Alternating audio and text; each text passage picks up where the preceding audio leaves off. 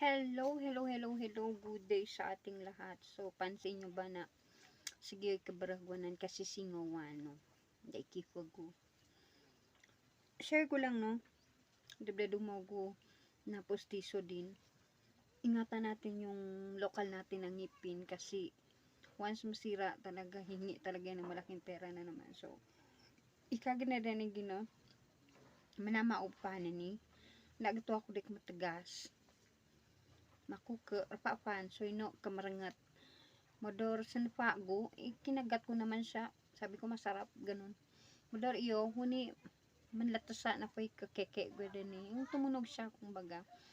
Tapos di ko alam pag ano ko pagtulon ko doon kasi natulon ko talaga siya hindi ko na malaya na dugtong na pala ng pustiso ko natulon ko. Oh my god.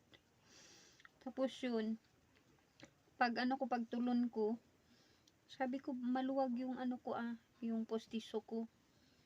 Baka yun ay natulon ko yung nagtunog. So, ayun, tinanggal ko yung postiso ko, natanggal yung ano, yung kabila niya yan, oh. Yan siya, oh, natanggal. Kasi ganun sana siya, eh. Yan, ganun siya yung parang may pakpak. Tapos yan, oh, natanggal na siya, diba? So, ayan, sa lawak ka iyo, that, tumbling mo dahil sa malad.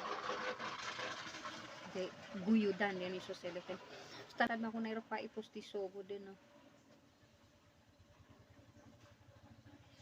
Daan gito gude. Sila ko na dekat ako man sa gulay daman mako na dakal kurta gagasto no go. Kagasto no sa denan ka mga piroy kadamanan ka pag gasto sa biday nga og eskwela naman piyo na nabali makubani na ay ni pay kasingawan eh. Na mag-graduating ang ta ni Kate Shella bani mako na mag-march outin ay ni kasingawan na uga ay di malayo na polidan. Pagdekat gud school sa kanda koy singawan o mag-march. Di ba kumbaga mag 5 years na kasi siya eh. Tagal na rin kaya yan singawanan anan. So sobra hanggang dito na ayan. Ayun, pay kasingawan eh talaga wali ba ni singawan ba paano ni siya na mago to kung matagas maku ke panso ino matagas na mago kamarangat laninugo